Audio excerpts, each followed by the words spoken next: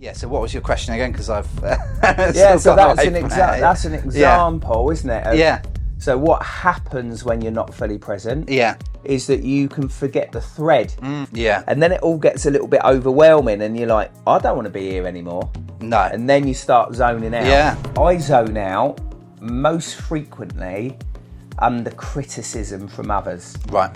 And I know my wife and others, when they criticise me, I know that they've seen that I've gone to a different place. And I might even physically go to a different place too. I might just walk off. I think first of all you would see this. Okay, John. Yeah, right. My wife gets incredibly frustrated with this topic because, like, she says things and I just don't hear them, like, or I hear them, and I even autopilot respond as well. Apparently, like I say yes, yeah, that's fine, and I'm like, I haven't actually heard what she said, which is just mad. Which is making a relationship worse, isn't it? If you look at your relationship with your wife, when you disengage, does that do any favours to your relationship? No, not at all. So I'm sure she gets, she does get annoyed with me. Hi everyone, welcome back. This is John and Gary. We are here. We're going to have a little chat about not being fully present is the topic today. Let's dive in and see where it goes. Yeah, so like beforehand when we were setting up, we were having a little look at different topics and we were finding ourselves getting a bit stuck, weren't we, of what topic to choose.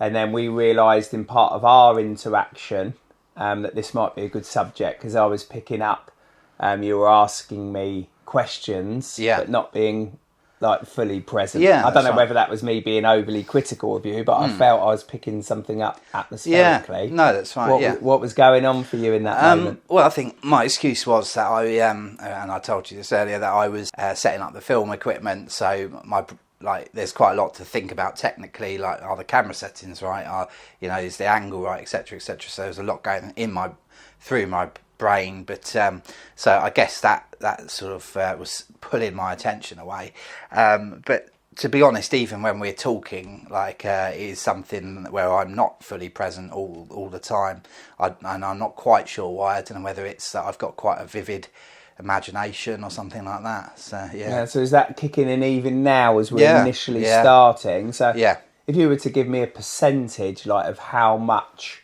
fully present you are right in this moment in our conversation, what would you go with? I'll probably go for about 85, 80, something like that. So where would the 15 to 20% be? Where's it at the moment, like the not fully present part? So I think it's that I'm still sort of trying to sort of relax into it all. So I'm sort of very conscious of myself and very self-orientated. I think we talked about in the past about being self-obsessed, and I am I'm a very self-obsessed person. So I often go into my own thoughts as an introvert as well. I like to sort of sit and think through things. So I'm quite sort of heavy on the thinking side of life as opposed to sort of the doing and the talking and the being and interacting with people. I think that could play into it.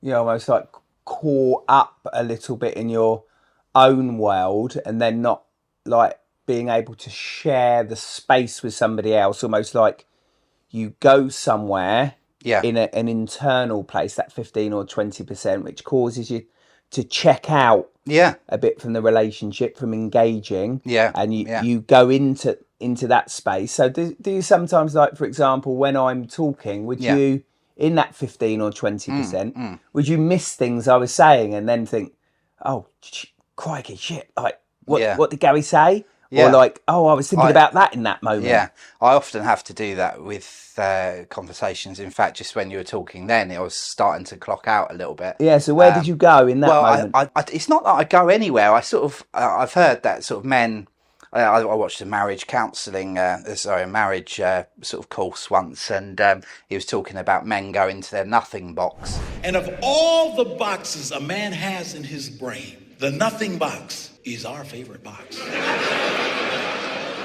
If a man has a chance, he'll go to his nothing box every time. That's why a man can do something seemingly completely brain dead for hours on end. Like fishing. He was talking about men going to their nothing box a lot. in their brain, and they're just quite happy, just sort of chilling out, not having any interaction, and just sort of going into a nothing box where they sort of zone out a little bit. And I feel like that's where my brain goes, even when you're talking, it sort of feels like it goes into my nothing box a bit, where I just need to sort of settle down, and then I sort of miss things. And then it's almost like a tape recorder in my head. I have to sort of try and play it back to hear what you said. And then I sort of respond. So yeah, it's very weird, really. I don't know whether it's just a me thing, to be honest, or whether other people struggle with it as well. So, yeah, no, I think I find myself going into that nothing box. Yeah. And I didn't do it then. No. But I don't find I do it in the counselling scenario, but I do it in other scenarios, like in my relationship or with some friendship sometimes. Yeah. Tell me, like, for you, and I'll also maybe tell the viewers for me, like, what is the appeal of the nothing box? Because obviously, like, on a subconscious level, you're choosing to venture away from our conversation, from what we're talking about, to travel into the nothing box. Like, it probably doesn't feel conscious, but like, if you were to say what the appeal was, like, why are you going there? Well, I think it's that for whatever reason, I get energy from being on my own, and I prefer being on my own. I feel like I'm recharging my battery by sort of going into my nothing box. So. But you're not on your own in that moment. But you try to get on your own. I go on my own in my head. So one of the favourite things I like doing is sort of sitting and editing videos. I'm not so great at the filming side of things, to be honest. But when I sit and edit, I just go into my own realm. It's like a mind palace or something like that. Get out. What? Get out. I need to go to my mind palace. It's like where I just sort of go into my own sort of creative zone, and literally the whole world fizzles away, and I can. It's all about me. It's all about what I like to do, and it's not about anyone else. And I guess that's quite selfish to have that sort of way of thinking. But yeah. Well, in a way, maybe human beings can be quite exhausting for you. But there's something in editing and going into that world where you're getting quite a lot of fulfillment from it that is different from the strain of having to interact with a human being. So what is pressurizing for you? What causes that strain, even now, between you and me? So you'd rather not be in this conversation. You'd rather be editing. You'd rather be on your own, in your own world. So it makes me think that I'm a strain to you, which causes you to not be fully present, to withdraw. So what strain is my voice, my personality, my relationship to you? What strain is it causing you? Because you'd rather be somewhere else. If you're honest. Well, I enjoy our session, our sessions that we've had and things. In fact, I do get a lot out of them, but I still do zone out. Like I was just looking at the flashing blue light on your jumper type thing and thinking, is it recording and things like that. So that all that is all constant, even when you're talking then. It sort of is constantly. It's 15-20%. You're always moving away from what the person is saying. And I think it might be that I've got a bit of an overactive mind generally. Like, I think too deeply about pretty much everything. But not too deeply about what I'm saying, interestingly enough. No, that's right. No, exactly. So so what was your question again? Because I've so that's an example, isn't it? So what happens when you're not fully present is that you can forget the thread of a conversation. You can forget a question. Like, you can become preoccupied with this light, and then you're suddenly checked out. You've moved into your nothing box, and then you're left with, what was the question again? So what was your question again? I feel like I don't want to say what it is. No, I need to play it back in my head. I'm just trying to think what it was. But let's stick with feeling lost for a moment. Let's stick with not being fully present. Like, the question, in a way, now has become irrelevant, isn't it? Let's not think of what the question was, but let's stick with what on earth just happened there. I think it's my brain went off on a different tangent, and it didn't have the ability to sort of like to hold the question and to remain with a tangent. It was almost like that question was too much for my brain to hold on to whilst I was thinking of an answer but saying things, and so it just sort of fizzled out. It's like my maths teacher in school, he used to say that your brain's like a sponge, and it can only hold so much water, and then it sort of all goes. And I guess for me in that moment, my sponge suddenly went over onto what I was saying, but forgetting what you actually asking me. So all that the sponge was absorbing all of this tangent that you went on. Yeah. And then you were no longer fully present to my question. No. You'd gone. Yeah. Isn't it interesting that this is our subject and it's playing out right now? Well, even when you're saying that, it happens so regularly. My wife gets incredibly frustrated with this topic, because like she says things and I just don't hear them, or I hear them, and I even autopilot respond as well. Apparently, like I say yes, yeah, that's fine, and I'm like, I haven't actually heard what she said, which is just mad. And then what happens, because obviously I can understand that would become incredibly frustrating for Bex. Yeah. What happens when it goes the other way round, especially if you're thinking about something you're particularly passionate about, like really enthused about, and you're sharing that with Bex, for example, and she checks out, she zones out, she's gone somewhere else. How does it make you feel when someone's not fully present with something you might be passionate about? Yeah, it does happen, because she's a teacher by sort of trade, and I like tech stuff and I like video and stuff. So when I sort of get a bit passionate about video, I can see her eyes glaze over. And how does it make you feel when someone's not fully present with you? It makes me feel slightly unloved. I mean, I get why people do it, because I do it all the time, so I don't hold it against them. So you have empathy for when people does it, but it makes you feel unloved. So you're aware that when you do it to somebody else, they feel unloved. So in that moment that was happening between you and me, I was thinking, wow, John really doesn't give a crap about my question. No, right, I'm sorry about that. And there's no need to apologise. We're just exploring it. Yeah. But I guess I touched on that feeling a little bit unloved in that moment. Yeah, yourself, you were on the other side of it. I was the receiver of being zoned out on. Yeah, that's right, And it's never a nice experience, is it? Like when someone zones out on us. No, that's right, I think it is hard though, isn't it? Because like my wife is a teacher, so she thinks in a sort of kids, she thinks sort of teachery. So when she talks, I sort of zone out to a degree, because I don't connect with it. Like it's not my realm, it's not what I understand.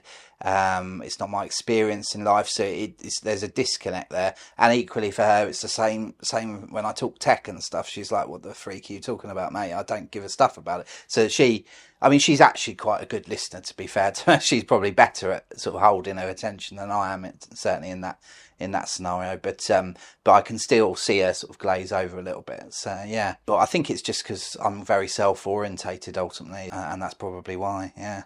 Do you think so you're just touching on something there, and I'll carry on along the thread that you brought up there. Do you think if we are equally passionate about what somebody's sharing about, so if you had a conversation with someone that was really, really into tech, and it was quite enthralling, do you find yourself checking out less then, or would you find yourself checking out equally as much? No, less I would say, because I'm more passionate about it, and I can reciprocate what they're saying and sort of have a conversation about them and about whatever it is and things like that. So so I'm more into what they're saying. It depends what the tech is as well. That's another. So it's not just tech in general. I'm sort of glued to, but it can be sort of subjects in tech that I'm more glued to. So it can be Apple quite products or something like that. It could be like quite niche. So if someone finds that niche subject that you're really into, suddenly you've got a connection. And if they touch that niche area that you get a lot of fulfillment out of, are you then 100% fully present? 95? Maybe 95 plus, something like that, Definitely. I think even now I'm sort of trying to remember a previous session we've had as you're talking and trying to pull back what you said, because it was a good point, and my brain is sort of, whilst listening to you, trying to do that at the same time. So I think that's why I do get pulled away, because sometimes it's, it's not that I am being selfish, it's that I'm genuinely trying to sort of feed into the conversation and thinking of things to say. So yeah, so it's not all about me being selfish necessarily. But it is all about you applying quite a lot of pressure to yourself. Yeah, no, I do. Isn't there? Oh, I've Huge got amount. to find this bit of information that Yeah. can make the session more engaging. Yeah, more better. I've got to find something here. Yeah. And if I can't find it, oh, that's frustrating to me. And now what was it that Gary said? Yeah. Like, and then like feeling quite lost, perhaps. Yeah, I want to go back and listen to the recording right now. I almost want to pause this session, go play the recording of our session and then almost from the past, and then bring it back. And then be fully present. And like, because I've said in the past, I like to sort of produce a polished response. So in this moment, I don't feel polished. Like, I feel polished if I walk away and I write you a nice long sort of page of A4 about this topic, and then I'll bring it back in and you can have it, and I feel a lot better about myself if I did that, as opposed to sitting here waffling on about random things that go into my head.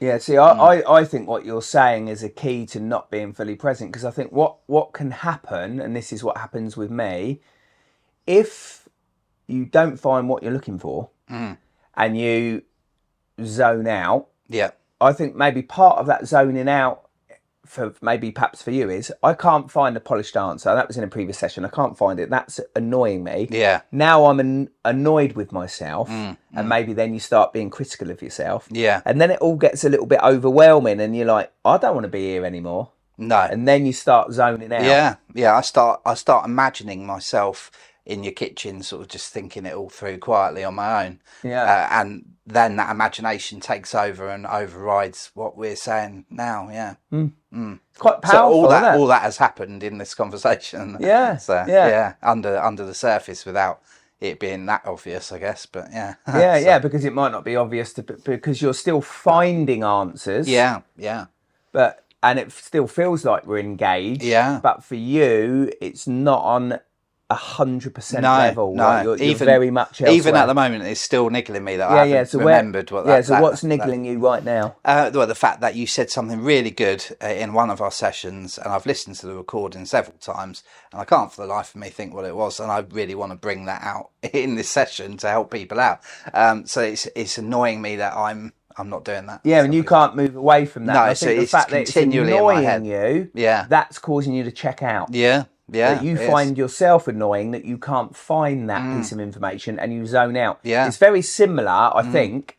You know, like if you're, I don't know, involved on a quiz team. Yeah. And there's a particular question where you know the answer. Yeah.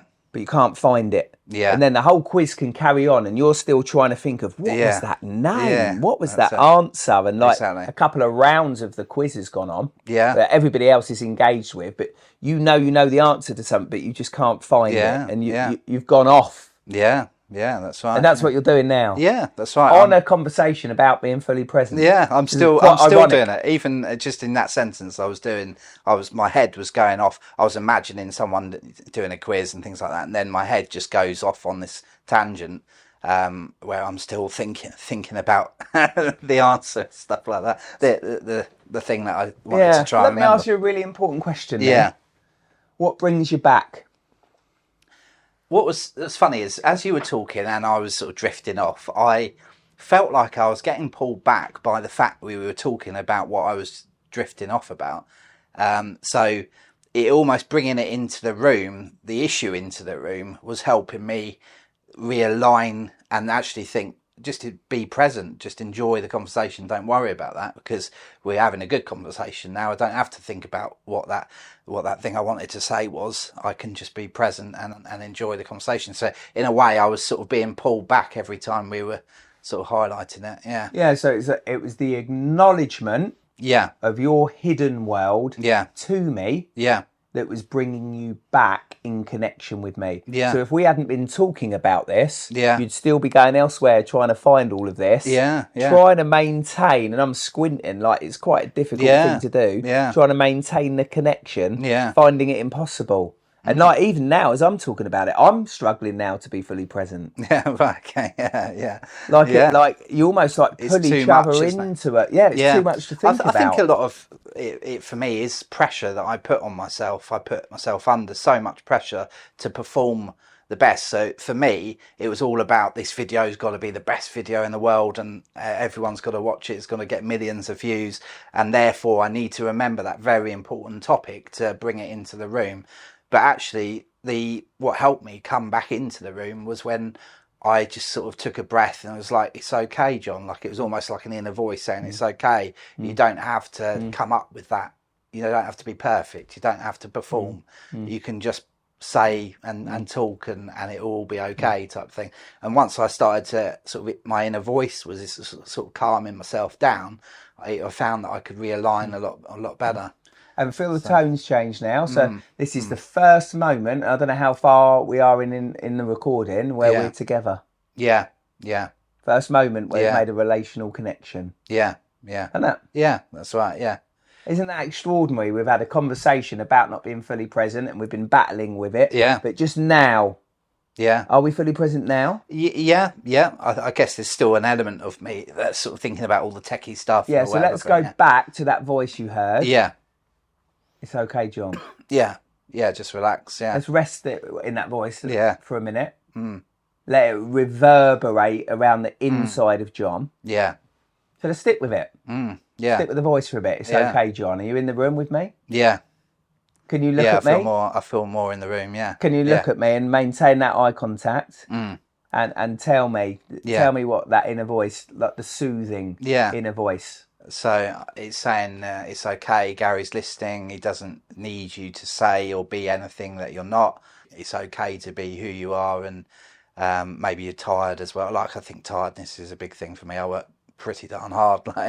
So I think tiredness is a bit of a factor, to be honest. Yeah, are we present? Yeah, I think so, yeah. Yeah, you don't need to perform. No. For me. No, that's right. Just chill out, mate. Yeah, I'm not really interested in your performance if it involves you checking out. Yeah. Like, I want to be together in this conversation. Like, in a relationship with you in this conversation. Yeah. Like, I'm more interested in that. Yeah. Like, if you're zoning out all the time, you're actually, like, potentially hurting me. Yeah, which is... I'd rather be with you. Yeah. Yeah, so sorry for not being 100%, because I don't want to hurt you, obviously, but it's... I've been doing that to my wife and to you, obviously, and things. So, apologies. So, yeah, thanks for this. Yeah, well, I mean, I appreciate that apology. Yeah. I think what is hard for me is that I just struggle with, like, practical stuff, like just moving in general. I sweat and I feel horrible, and I'm overweight, and I've got my bad left side that's weaker than my right. So basically anything practical, any movement, increases my stress levels, increases my attention on myself. It sort of ramps up in that moment, whereas obviously now we're just sitting chatting. Yeah, we're calming down. We're calming down, but at the start I was just sort of trying to settle myself down from looking rough and things. Yeah, and you were preoccupied with that. Yeah. Not giving yourself enough time to calm down. Yeah. And then we then started engaging in conversation. But it was too early. Yeah. You were already preoccupied with, I'm not happy with how I feel, how I look. I've not sufficiently calmed down. I can't engage in this conversation with Gary. It's not possible. No. It's hard to manage life when obviously I've got the pressure of needing to set up. Like I've got to adapt to that pressure. I've got to surf the wave of life. I can't just sort of expect you to sort of accommodate me and allow me to set up my camera equipment early and then feel a lot calmer when I come in here. So I think there's an element of practicality with that side of things. Yeah, that's pressure, isn't it? Yeah. Like, is there any way, like, what would happen if we made the video 5 minutes shorter? You'd all set up, you sat down, and you said to me, "Can I just take 5 minutes? Yeah. I need to zone out for 5 minutes." Yeah. Let's just would that improve? I think so, yeah, because then I would feel more relaxed. I almost would recharge, have a bit of time to charge the batteries of my introvertness, and then be able to sort of drain myself in sort of having a conversation, if that makes sense.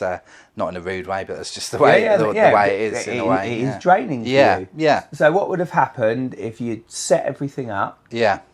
And then you actually said, "Gary, I'm going to take myself off," and you said you had a coffee in the car. Yeah. So say you took yourself off, you had your coffee, you took a walk towards the beach, and then you came back and then we started the session. Yeah. Did you feel in a different place? I think so, but the only problem is I know we're tight for time, so my head is very time conscious, and I'll be still a bit stressed, to be honest. But yeah, I think if I take myself away from a situation, just take a deep breath, calm myself down, and then walk back in, then that's fine. But again, I think the trouble is for me is in reality, I feel like a bit of a weak human being. I don't really want to do that because it would make me look like special needy. Like I have this fear in my head that I can't be seen to be weird or special needs. That's quite an interesting direction that you've suddenly gone in. Yeah. I have this continual thing. Like I think because of my left side, I've just got used to being disabled in effect, and I've never particularly liked the word disabled because I just want to be like everyone else and normal and fit and strong and able to do everything everyone else can. Yeah. So for me, if I was to pull away and walk up the road, I instantly feel like Gary's thinking, I'm boomeranging a thought through your head that Gary's thinking I'm weird, I'm special needs, I'm a patient, I'm not normal, I can't handle life. All those things will be going through my head in that moment and will sort of keep the stress levels higher. Yeah, so you can't just be yourself. Like I'm back into this word that I used earlier, almost like you have to perform. Like you have to be a version of yourself that isn't you to create a performance. But then when you get stuck in trying to do that, you can't perform to the way that you want to perform. Yeah. So then you check out and then you're not fully present because you're annoyed with yourself or you're critical of yourself that you're not performing up to scratch. You're not being this superhuman that's performing for me, and then you're zoning out, which is making the whole thing worse because you're not fully present then. You're not with me. No, I think it's I zone out into the imagination that I need to be better, that I could be better. I'm imagining myself being better, I guess, in that zoning out. Which is making a relationship worse, isn't it? If you look at your relationship with your wife, when you disengage, does that do any favours to your relationship? No, not at all. So I'm sure she gets she does get annoyed with me. It doesn't help at all, no. Yeah. How are you feeling now? In this conversation? I'm feeling good. It's been helpful. I think it's probably still going to be a problem, but I think it's certainly been a helpful thing to sort of give me some thoughts to think about as I'm zoning out, where I can sort of pull myself back in and know it's okay, and sort of have that inner voice talk to myself and say it's okay, John. You don't have to pressurise yourself. Yeah, and I think that, for me, that's the most powerful part of the session so far, that kind of allowing you to say, it's okay, John. Yeah. So do you feel like you're a bit more ready? Because in previous sessions you've said, you've rewatched some of our videos saying, you'd like to hear a bit more from me. You don't want it just to be your voice the whole time. So do you feel in a place where you would like me to share about when I zone out, or would you zone out from that once I start sharing? I'd be quite interested in you telling me, So how does it work for you? Yeah, so it works for me, I think, slightly differently. So I don't think I feel the need to perform in quite the same way, but if I zone out most frequently under criticism from others. Right. So if maybe especially my wife, and she probably won't now like to watch this part of the video. But if she picks me up on anything really, like maybe there's some dirty washing at the side of the bed, I've not been putting my weight, maybe I've been angry at her. If she finds any like area, and the criticism is probably justified. Yeah. But under criticism, I zone out. I shut down. I can't cope with being criticised. Yeah. So I go into a little world that I make of my own, and I daydream about football. Maybe like going back in time and imagining maybe I'm a professional football player.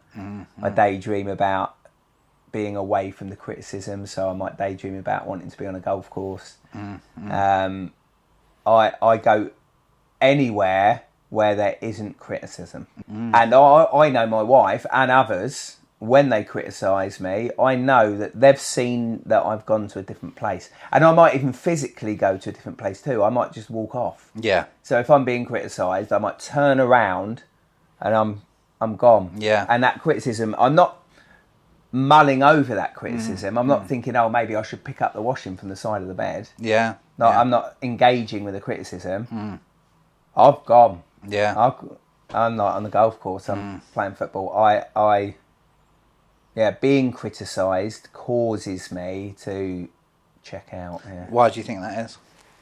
Yeah, I knew you were going to ask that, and I don't actually know the answer, so it's going to take me a moment or two Yeah. to like reflect on I guess a question then would be: is how does it make you feel? Like, I hate being criticised. Yeah. It makes me feel like being a child again. Yeah, I was thinking it that. Makes me feel really small. Yeah. Makes me shrink. Makes me feel like the other person's more powerful than me. Yeah. Like I can literally feel him physically growing like a giant, like Jack and the Beanstalk. Yeah. So like you've got that sort of massive fearful giant. sort of cowering back type thing. Yeah. Maybe it's like it goes back into feeling like I'm not good enough, and they're touching all of those buttons by criticising me, and I feel shrunk, and I can't cope with that idea of not.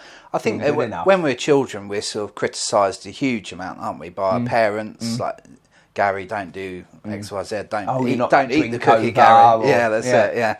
Yeah. Clean your room, Gary, and all that. So it sends us back into parent-child mode, and I have the same thing. To be honest, I wouldn't say I zone out at that point. So it's interesting. You zone out, you connect criticism and zoning out together, whereas I wouldn't necessarily zone out. It would make me just a bit more angry inside. So you'd maybe go to a place of interacting with the criticism a bit and getting angry. Yeah. Whereas, I want to take myself away from being criticised. Yeah. And I think it would help me if I got angry or engaged with it a little bit more. Yeah. Because then I could have a proper conversation where I'm not zoning out, where I am fully present with my wife. I could say, I feel okay about leaving the washing down the side of my bed. I think there's something about men, because I have a similar thing where my wife does sort of criticise me, but I know she's right in a way.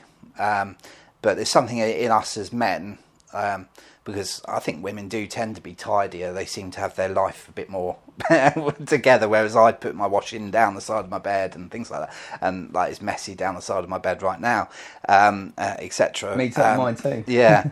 And I think there's a bit more slum it sort of mentality with men for some reason. I don't know why. But equally, we've got this sort of internal pride thing going on where we don't want to feel belittled. We want to be the alpha male in the situation, and sort of be the head honcho. And as soon as other people start to belittle us, I think it goes down the route of us sort of cowering away. Yeah. And that maybe the part of that cowering away is the then not being fully present. Like if I can't be the alpha male, I'm not even going to be anyone. I want to escape the situation. Ultimately, I want to get out of here. So you get out of it there in your head. Yeah.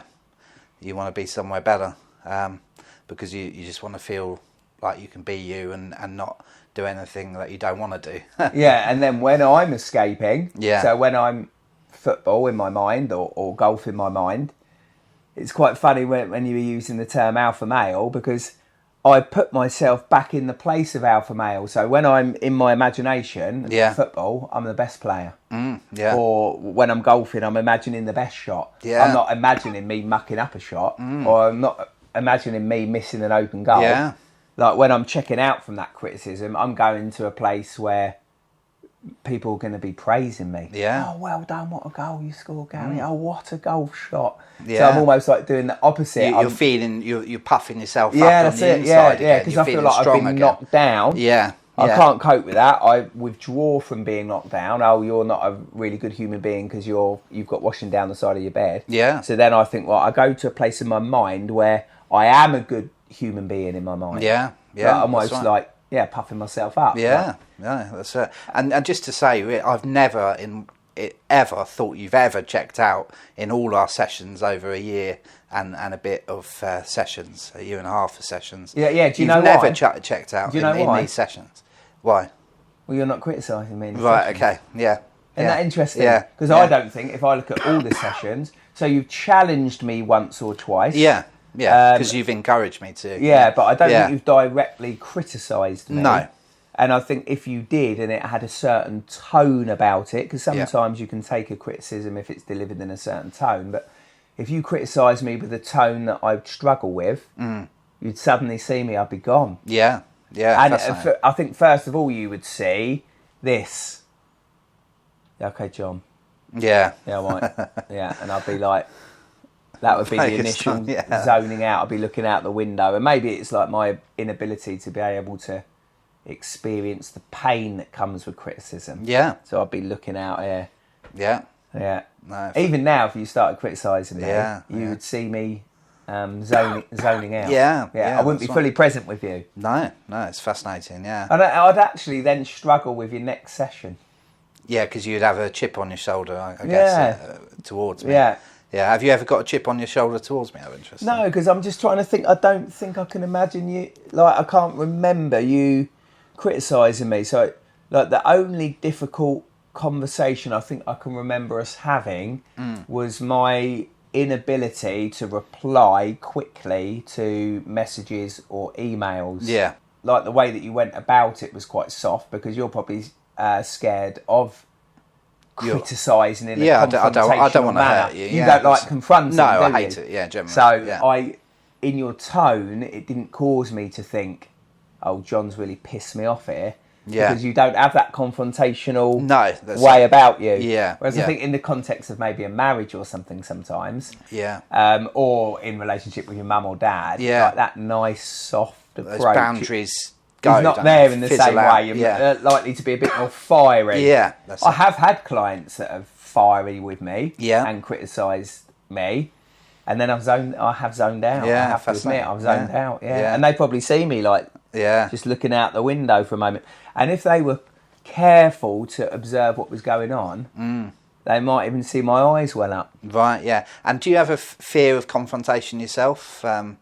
Is that why? Is that because you're absorbing what they're giving you and not? Yeah, I think I do. Yeah, because really, them. what in that moment I should be doing maybe is either admitting what they've said is true, and taking it on the chin, or if I don't believe what they've said is true, standing up for myself and confronting back. Yeah. But I don't do either. Off I go to the football pitch, to the golf course. Yeah, I'm checking out. Yeah. No, fascinating. Yeah. So no, thanks very much, Gary. It's been really helpful. Thank you, John. Yeah, it's given us stuff to move into that we can think about, and I can almost guarantee you now that in our relationships we'll be much more aware of how present we are because we've had this type of conversation, and we'll be much more aware of when we're checking out. No, that's right. Yeah, exactly. It's quite interesting. Yeah. I feel like I'm slightly checking out at the moment, which is just stupid, but I mean, I think if we look at this session in two halves, when we rewatch it, you'll find almost the entire first half was a real struggle with checking out. Yeah. And then the second half, we were much more engaged. Yeah. And now we're right near the end. We're back into checking out. Yeah, for some reason, we're thinking about I'm thinking the next. time, like, I've got to go, that type of thing, set, packed down. So, I think that's pulling me away. But when you were talking about confrontation, I was imagining you next to your bed with your dirty washing and that type of thing. So it sort of helps me focus if I've got a mental picture sort of going on. And sometimes like using your imagination can help you connect even more. It can draw you into the other person's world. Right. Yeah, exactly. So no, that's it. I think it's just partly the way I'm wired, but I've got to just try and improve this area. Yeah. Cool. Well, thank you very much. Yeah, all right, John. Good to see you. Yeah, good to see you. Take care. All the best. You too. The following has been left in because it might be interesting. Never know how to end these bits, but that's how it works. Yeah, it's what cool. it is. Okay, great. Good. Okay. Now, how did you think that was? I think that I'm more now of the thought. So I know, like, we want to get a message out there. Yeah. Which is part of it, isn't it? And I know that maybe you're a bit more concerned about how many views they've got, and that is a concern of me. The engagement. But it's just quite good. Yeah. Like, this is helping us. I mean, if we get 5 or 105, like what does it actually and matter? let's allow ourselves to think, well, actually, like, once it's all set up, we're settled down, we're actually helping each other. Yeah, and I appreciated you flipping it on its head, because I do really want to get you talking and sharing as well. Like, I don't want it to be the John show. I don't care for that. So I really want you to sort of share. Yeah, so that was I only really did that good. because of what we spoke about last time. Yeah, here, didn't no, we? thanks for doing that, because for some reason I just didn't think of flipping it this time around. But that was really good though. So I'm glad you did that, because I think it'll help people as well. Cool. Yeah, that's great. Perfect. Thank you.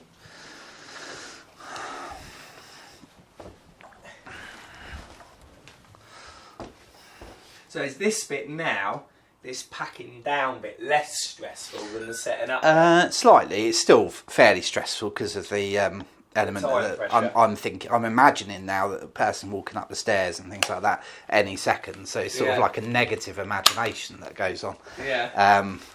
I'm thinking about the fact I hope the recording worked, and that's stressing me out. And so I've got multiple trains of thought going on as we talk, which and then I'm coupled with the fact I'm listening to what you're saying and thinking about what you're saying.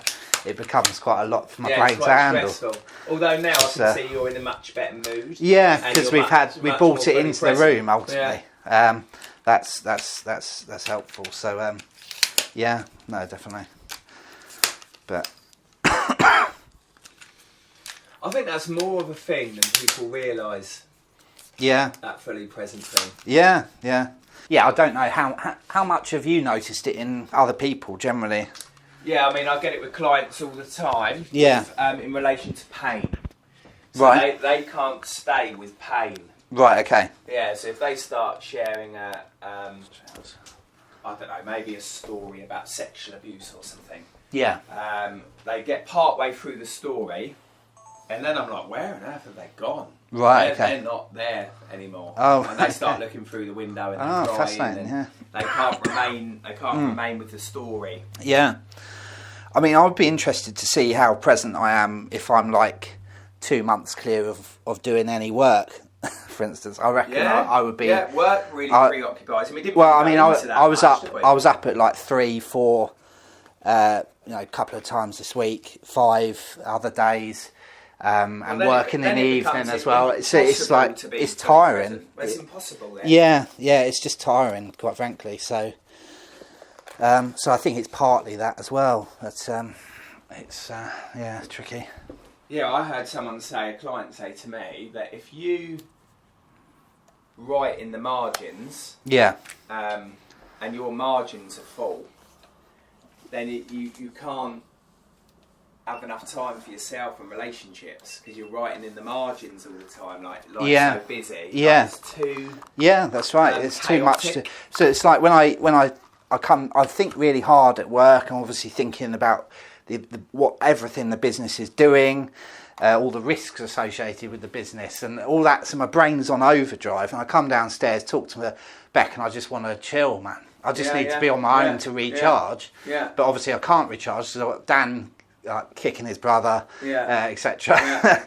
And Beck talking to me about her day, and therefore I miss a lot because I'm just like, I've got to recharge, but I've got to listen, I've got to sort the kids, and it gets a bit much, to be honest. So chaotic.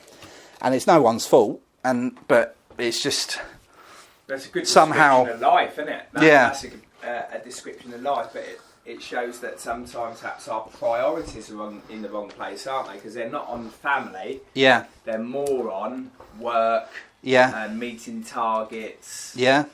I suppose that's the pressure of culture. Pay our mortgages. Well, that's the thing, isn't it? It comes down to money a lot of the time.